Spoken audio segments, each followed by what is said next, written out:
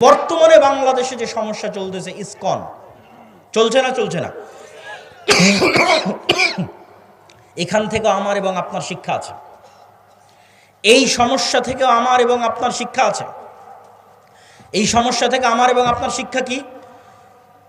ISKCON নামক যে সংগঠন বর্তমান বাংলাদেশে চলমান আছে, এই ইসকন মূলত হিন্দু ধর্মীয় শ্রী চৈতন্যের মতবাদকে প্রমোট করে, যেটিকে বলা হয় বৈষ্ণব শাখা, হিন্দু ধর্মের বৈষ্ণব শাখা।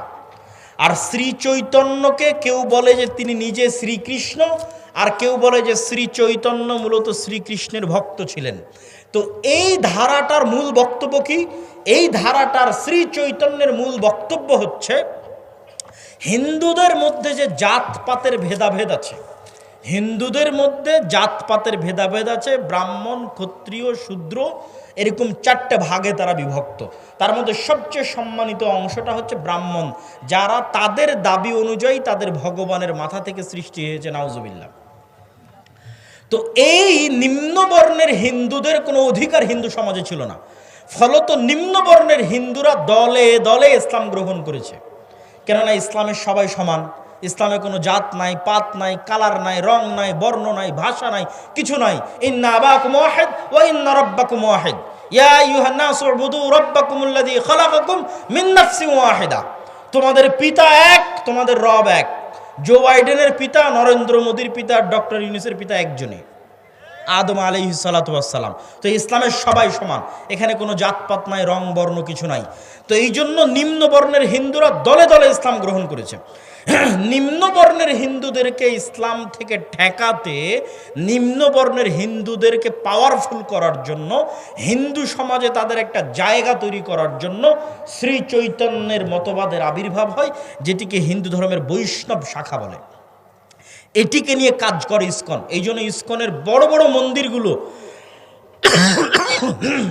নিম্ন বর্ণের হিন্দুরা যেখানে বেশি থাকে ওখানে আছে।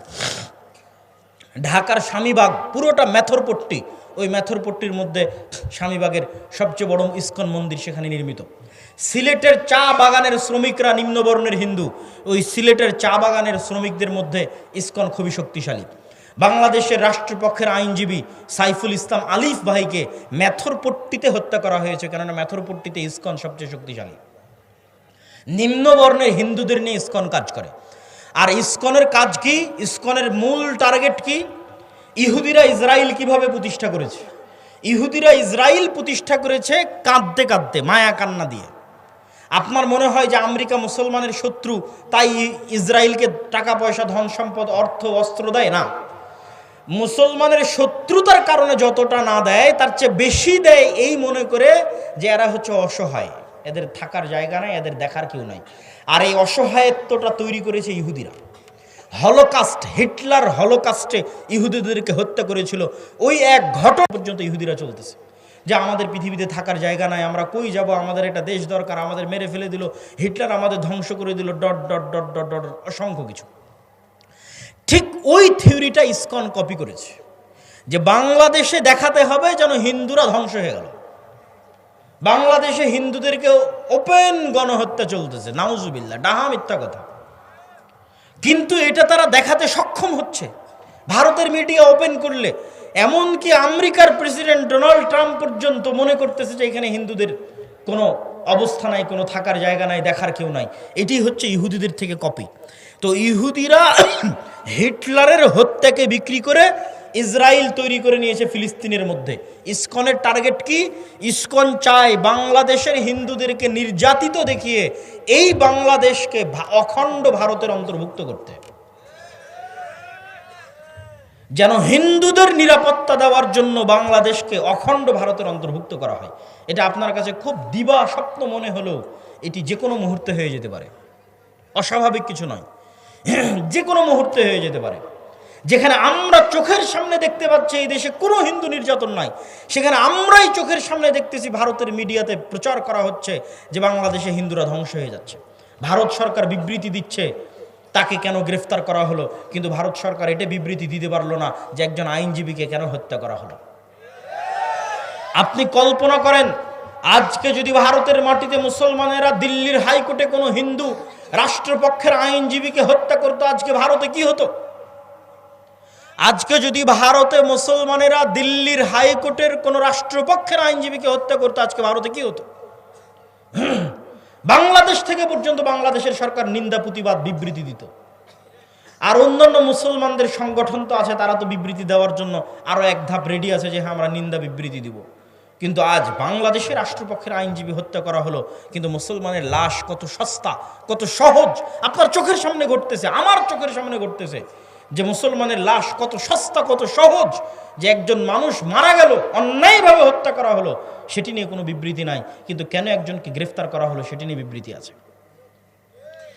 এই জন্য আপনাকে বুঝতে হবে যে আপনি যদি দিনের উপর কট্টর না হন, বাঁচার রাস্তা নাই, বাংলাদেশের স্বাধীনতার রাস্তা নাই যদি বাংলাদেশ দিনের উপর কট্টর না হয়। সম্মানিত উপস্থিতি, তাহলে এই যে বর্তমান যে ষড়যন্ত্র চলতেছে বাংলাদেশকে নিয়ে, এটি স্থায়ী ষড়যন্ত্র। এইটির থেকে বাংলাদেশের মুসলমানেরা কিভাবে বের হবে, আপনারা আপনাদের সন্তানেরা কিভাবে বের হবে? আপনি যদি লক্ষ্য উদ্দেশ্য রাখেন ছোট, তাহলে আজীবন ডিফেন্স করতে হবে, ডিফেন্স করতে করতেই দিন শেষ হয়ে যাবে। আর যদি লক্ষ্য উদ্দেশ্য রাখেন বড়, তাহলে আপনার চিন্তা চেতনা হবে বড়। আল্লাহর নবী মক্কা থেকে হিজরত করে, এই অংশটুকু না শুনে কেউ উঠে যাবেন না, এটি বলে বক্তব্য শেষ করে দেব। আল্লাহর নবী যখন মক্কা থেকে হিজরত করে মদিনায় গেলেন, তখন যদি আল্লাহর নবী ভাবতেন মদিনায় এসেছি, ভালো আছি, মক্কায় মুসলমানেরা মরে কি বাঁচুক, দেখে লাভ আছে, দরকার নাই দেখার, এটা তিনি ভেবেছেন? তিনি ভাবেননি। তিনি মদিনায় আসার পর তিনি ছিলেন ভিশনারি লিডার। তিনি মদিনায় আসার পর তার লক্ষ্য ছিল কিভাবে তিনি মক্কা বিজয় করবেন, মক্কায় থেকে যাওয়া মুসলমানদের জীবনের নিরাপত্তা তিনি কিভাবে দিবেন। 1947 যখন ভারত ভাগ হয়, পূর্ব পাকিস্তান এবং পশ্চিম পাকিস্তান তৈরি হয়, 1947 190 বছরের ব্রিটিশ বিরোধী জেহাদের ফলে তখন অসংখ্য মুসলমান ভারত থেকে হিজরত করে পাকিস্তানে আশ্রয় নেয়। আপনাদের রংপুরের সৈয়দপুরের বিহারিরা মুহাজির, বিহার থেকে হিজরত করে বাংলাদেশে এসেছে মুসলমানদের একটা আলাদা ভূখণ্ড মনে করে। আর এই মুহাজিরদের সংখ্যা সবচেয়ে বেশি ছিল পশ্চিম পাকিস্তানে। পাঞ্জাব থেকে, উত্তরপ্রদেশ থেকে, দিল্লি থেকে লক্ষ লক্ষ মুসলমান হিজরত করেছে। তো হিজরত করার পর আপনারা পাকিস্তান স্বাধীন দেশ পেয়েছেন, বাংলাদেশ স্বাধীন দেশ পেয়েছেন, আর কয়েক কোটি মুসলমান ভারতে থেকে গেছে। আপনি যদি মনে করেন যে আমার বাংলাদেশে আমি স্বাধীন আছি, এটি আমার জন্য যথেষ্ট, পাকিস্তানের মুসলমানেরা যদি মনে করে আমি পাকিস্তানে স্বাধীন আছি, এটি আমার জন্য যথেষ্ট, তাহলে এর চেয়ে বড় মুনাফিকি পৃথিবীতে আর হবে না। আপনারা যে আপনাদের ভাইদেরকে ভারতে ছেড়ে এসেছেন, তাদেরকে মুক্ত করতে হবে না? ভারত যে বলতেছে বাংলাদেশের সংখ্যালঘু নির্যাতন হচ্ছে, আসলে সংখ্যালঘু নির্যাতন কোথায় হচ্ছে? ভারতে হচ্ছে। ভারতে মুসলমানদের উপর সংখ্যালঘু নির্যাতন হচ্ছে। মসজিদের মধ্যে 4 জন মুসলমানকে গুলি করে হত্যা করা হয়েছে। অসংখ্য মসজিদকে দাবি করা হচ্ছে এখানে আগে মন্দির ছিল, আর সেই মসজিদকে জোরপূর্বক দখল করা হচ্ছে। তাহলে আপনার চিন্তা পাল্টিয়ে দিতে হবে, আপনাদের সন্তানদের চিন্তা, নিয়ত পাল্টিয়ে দিতে হবে। নিয়ত পরিবর্তন হবে, ভিশনারি লিডার হবে, নেতৃত্ব দেওয়া শিখবে। যদি আপনার সন্তানেরা, বাংলাদেশের ছাত্ররা যদি মনে করে শুধু বাংলাদেশকে বাঁচাবো, তাহলে আমও যাবে, ছালাও যাবে, বাংলাদেশও বাঁচবে না, কিছুই বাঁচবে না। আর যদি বাংলাদেশের মানুষেরা মনে করে যে বাংলাদেশ তো বাঁচাবো, ভারতে অত্যাচারিত মাজলুম মুসলমানদেরকেও বাঁচাবো ইনশাআল্লাহ, তাহলে আপনি ভিশনারি লিডার হয়ে গেলেন, আপনি নেতা হয়ে গেলেন। আপনার লক্ষ্য দূরদৃষ্টি সম্পন্ন। যেই দিন আপনার লক্ষ্য এরকম হয়ে যাবে, আপনার বাংলাদেশও বাঁচবে, ভারতের মুসলমানেরাও বাঁচবে। আর এটি অসম্ভব কিছু নয়, এটি অকল্পনীয়, অবাস্তব কিছু নয়। আল্লাহ সুবহানাহু ওয়া তাআলা চাইলে তারা যেই গেরুয়া পতাকা চট্টগ্রামে বাংলাদেশের পতাকার উপর উড়িয়েছে, তার বিপরীতে আল্লাহ চাইলে ওই চট্টগ্রাম থেকেই ইসলামের পতাকা দিল্লি থেকে স্থাপিত হবে। আল্লাহর ইচ্ছা, কিন্তু নিয়ত রাখতে হবে, কল্পনা রাখতে হবে, ভিশনারি লিডার হতে হবে। শুধু আমি আমার বাংলাদেশকে বাঁচাবো না, ভারতে থাকা মুসলমানদের উপরও আমাদের হক আছে, তারাও, তাদের উপরও, আমাদের নিকটে তাদের হক আছে যে আমরা তাদের জন্য কিছু করব। এবং এই স্ট্র্যাটেজি শুধু মুসলমানদের ব্যক্তিগত স্ট্র্যাটেজি হলে হবে না, রাষ্ট্রের স্ট্র্যাটেজি হতে হবে। ভারত যেমন বাংলাদেশ রাষ্ট্রকে বলতেছে তোমার এখানে সংখ্যালঘু নির্যাতন হচ্ছে, বাংলাদেশ রাষ্ট্রকে বলতে হবে আমার এখানে নয়, তোমার ওখানে সংখ্যালঘু নির্যাতন হচ্ছে। এটি রাষ্ট্রের পলিসি হতে হবে, তাহলে বাংলাদেশ তার স্বাধীনতা রক্ষা করতে পারবে। আর আপনাদের নিয়তে থাকতে হবে, আপনাদের পরবর্তী বংশধরদের নিয়তে থাকতে হবে ভিশনারি লিডার, যে আমি শুধু বাংলাদেশ বা বাংলাদেশের মুসলমানদের বাঁচাবো না, বরং ভারতের অত্যাচারিত মাজলুম মুসলমানদেরও বাঁচাবো। তাহলে আল্লাহ সুবহানাহু ওয়া তাআলা চাইলে এই ইচ্ছা, এই আশা একদিন সফল হবে। সম্মানিত উপস্থিতি, বক্তব্যের শেষের দিকে একটু বর্তমান সরকারের উদ্দেশ্যে আমাদের শুধু একটি দাবি, সংক্ষিপ্ত একটি দাবি, সেটি হচ্ছে আপনারা রাষ্ট্র সংস্কারের নামে যেটিই করছেন করেন, রাষ্ট্রের কল্যাণের জন্য যা ভালো মনে করবেন করেন, কিন্তু রাষ্ট্রের সংবিধানে যেন ইসলাম বিরোধী কোনো কিছু স্থান না পায়। সেকুলারিজমের নামে, ধর্মনিরপেক্ষ মতবাদের নামে বাংলাদেশের মুসলমানদের ইসলামিত্বকে ধ্বংস করার চেষ্টা করা যাবে না। বাংলাদেশের স্বাধীনতার একমাত্র রক্ষা কবচ হচ্ছে ইসলাম। অতএব রাষ্ট্রের মূল পলিসির মধ্যে অন্তর্ভুক্ত করতে হবে, সংবিধানের মূল পলিসির মধ্যে অন্তর্ভুক্ত করতে হবে যে ইসলাম বিরোধী কোনো কিছু এই সংবিধানে এবং এই রাষ্ট্রে বাস্তবায়ন হবে না। দ্বিতীয়ত, যে সমস্ত মুসলমানেরা চায় যে তারা শরিয়া অনুযায়ী ফায়সালা নিবে, তাদের জন্য আলাদা শরিয়া কোর্ট স্থাপনের সুযোগ দিতে হবে। যারা চাইবে সেকুলার সিস্টেমে ফায়সালা নিবে, কিন্তু যে সমস্ত মুসলমান চাইবে শরিয়া অনুযায়ী ফায়সালা নিবে, তাদের জন্য আলাদা শরিয়া কোর্টের ব্যবস্থা রাখতে হবে। আর রেড লাইন কি, লাল দাগ কি? যেহেতু এনজিও সরকার, এই জন্য এই রেড লাইনের কথা বলতে আমরা বাধ্য। সেটি হচ্ছে LGBTQ, সমকামিতা। এটি হচ্ছে রেড লাইন। যদিও এখন আমেরিকায় যারা ক্ষমতায় এসেছে, ডোনাল্ড ট্রাম্প এবং ইলন মাস্ক, তারা নিজেরাও সমকামিতা এবং পরিবার বিরোধী কার্যকলাপের বিরোধী। ইলন মাস্ক নিজে পরিবার বিরোধী কার্যকলাপের শিকার, টুইটারের মালিক। ইলন মাস্কের ছেলে তার বাপকে হুমকি দিয়েছে যে আমাকে যদি ছেলে থেকে মেয়ে না করা হয় আমি আত্মহত্যা করব।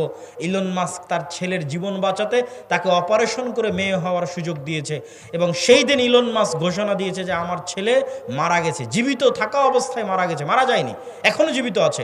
কিন্তু ইলন মাস্ক বলছে আমার ছেলেকে নষ্ট করে দিয়েছে, ধ্বংস করে দিয়েছে, হত্যা করে দিয়েছে এই LGBTQ। এই জন্য LGBTQ এর বিরুদ্ধে লড়াই করার জন্য টুইটার ক্রয় করে নিয়েছে। আর LGBTQ এর বিরুদ্ধে লড়াই করার জন্য ডোনাল্ড ট্রাম্পের সাথে সম্পৃক্ত হয়ে রাজনীতিতে অংশগ্রহণ করেছে। আগের যারা ছিল তারা LGBTQ প্রমোটার ছিল, যদিও বর্তমান যারা তারা আবার খ্রিস্টানের দিক থেকে কট্টর হবে। মানে মুসলমানদের যেমন আমি বললাম হিন্দুরা তাদের দিনে কট্টর, ইহুদিরা তাদের দিনে কট্টর, এরকম খ্রিস্টান কট্টরও আপনি দেখতে পাবেন। কিন্তু অবশ্যই ধার্মিক মানুষ LGBTQ এর জন্য, সমকামিতা, জেনা, ব্যভিচারের জন্য অন্যদের চাইতে ভালো। তো যেহেতু এনজিও সরকার, সেহেতু আমরা সতর্ক করে বলতে চাই যেন এই ধরনের কোনো মানব বিধ্বংসী, পরিবার বিধ্বংসী কোনো কার্যকলাপ যেন বাংলাদেশে বাস্তবায়ন না হয়। সম্মানিত উপস্থিতি, আদ-দাওয়া ইলাল্লাহর জন্য, জামিয়া সালাফিয়ার জন্য, শায়েখ আব্দুর রাজ্জাক বিন ইউসুফের জন্য অবশ্যই দোয়া করবেন। আগামী 30-31 জানুয়ারি দিনাজপুর জামিয়া সালাফিয়ায় সালাফি কনফারেন্স আছে। আজকের স্টেজে এই যে আজকে যেমন আলোচনা করলাম বাংলাদেশ নিয়ে, ফিলিস্তিন নিয়ে, সিরিয়া নিয়ে, এই নতুন বইটা ফিলিস্তিন ও সমসাময়িক মুসলিম বিশ্ব, এই বইয়ে সব আলোচনা পাবেন।